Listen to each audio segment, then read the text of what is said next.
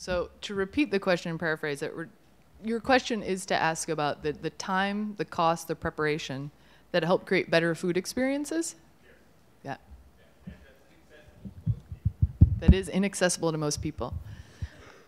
It's actually, you know, I have this, I almost put it in here, but I couldn't find a picture of it. I've emailed with my dad all week and he can't seem to find it. But so I grew up in Joliet, Illinois, and I will tell you that it's like it was a desert of food at that point in time. You know, we were unique because we had this mother whose focus was to feed us in the way that she had grown up.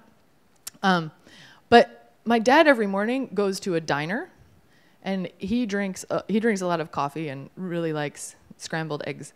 And my mom eats breakfast at home, and she has tea and toast. But before, my dad, when I was little, he would go to this place called Mrs. Block's, and Mrs. Block's was Mrs. Block. She was this little white-haired lady that bumbled around with glasses that were broken all the time. And her mantra was, food is food, we don't make a big deal out of it. And, right? And that was the food that you got, you know? It was like noodles with cheese on it. But, you know, there actually is truth about that. All of these examples here, I do this to reveal that I'm not a chef. I love to cook. I love people to cook for me, but I'm actually not a foodie.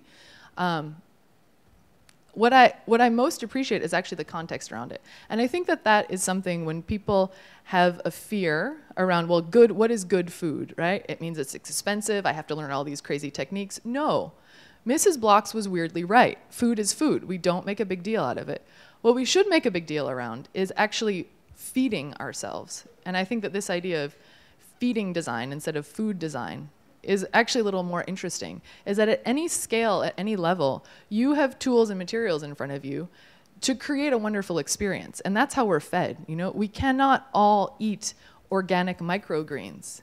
You know, they are very expensive, and the majority of the population does not have the funds right now, and we don't have the resources to distribute those on mass scales at a sustainable economic level. What we do have the tools for is to educate people and is to show them, and the junk food cookbook is a kind of an artifact for that, right? As at any level, you can make something very base, very beautiful. It is about creativity, it is about self-expression, and I think that is what food is, and that it is more of what we need to practice in this world, to create a greater vocabulary of it, so people start to understand that when one eats with intention, that is when one is eating. You know? And you can eat junk food. Yes, it's not horrible for you, but don't eat 50 packs of Doritos. Eat 5 pieces. Yeah. And so I think these are the places that we can all start to intervene in and help move that conversation forward, especially I think in this country where we don't have traditions that are very healthy. You know, they're the consequences of a post-industrial age. That's a post-war economy, you know? So now we have a problem on our hands, and we can fix it. So the question is, I have a contemplative approach to design, or to food, and have I seen any sort of catalyst moments in people around me that actually changed their relationship, that allowed them to contemplate the food experience? And I can't name one, but what I can say is that yes, and I have a great belief that the hand is the instrument of the mind. And these catalyst moments that I've seen in people is when they start to do it themselves. And once you empower an individual with a recipe, with tools, with whatever, you know, and this is a metaphor for life, you start to have self-awareness. You start to have more engagement and control of your life. And I think these are transformational moments. And that's a lot of, I think, the problem with eating overly processed, overly packaged foods, is that what our physical gestures are go like this. Like, what? That's 4 seconds of my movement versus this and this and this and this, you know? Muscle memory is a bigger, more powerful tool than we realize. You start to affect your body, you start to create this relationship between hand and mind and expression and creativity. You have so much power. And I think that's where transformation happens. And that is why I will hark back to education. You know, you start to teach people how to empower themselves, and they will change. They will.